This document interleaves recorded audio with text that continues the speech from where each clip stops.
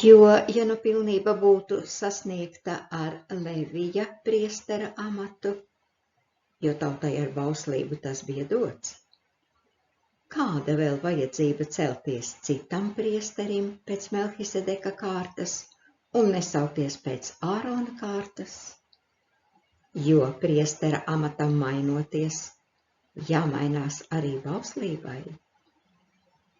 Jo tas, par ko tas tiek teikts, piederēja pie citas cilts, no kuras neviens nav kalpojis pie altāra. Jo ir zināms, ka mūsu kungs ir cēlies no Jūdas cilts.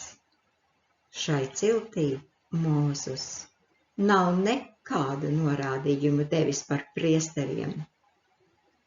Un lieta kļūst vēl skaidrāka, ja pēc Melhisedeka līdzības ceļas cits priesteris, kas tāds tapis ne pēc cilvēku pavēles un likuma, bet neiznīcīgās dzīvības spēkā, jo raksti liecina, tu esi priesteris mūžīgi pēc Melhisedeka kārtas, jo iepriekšējo pavēli atceļ tās nespēcības un nederības dēļ, jo bauslība neko nav vedusi pie pilnības, bet tiek nodibināta labāka cerība, ar ko tuvojamies Dievam.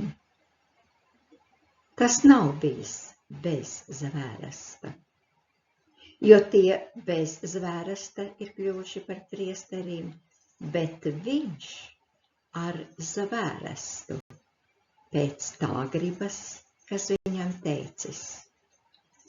Tas kungs ir zvērējis, un viņš nenožēlos.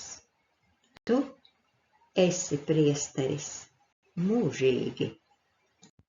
Tāpēc arī Jēzus ir tapis par labākas derības galvinieku. Arī viņi daudzi ir kļuvuši par priesteriem, bet nāve tiem neļāva ilgāk palikt. Bet viņam, tāpēc, ka viņš paliek mūžīgi, priestera amats ir neiznīcīgs. Tādēļ arī viņš var uz visiem laikiem izglābt tos, kas caur viņu nāk pie Dieva, vienmēr dzīves būdams, lai tos aizstāvētu.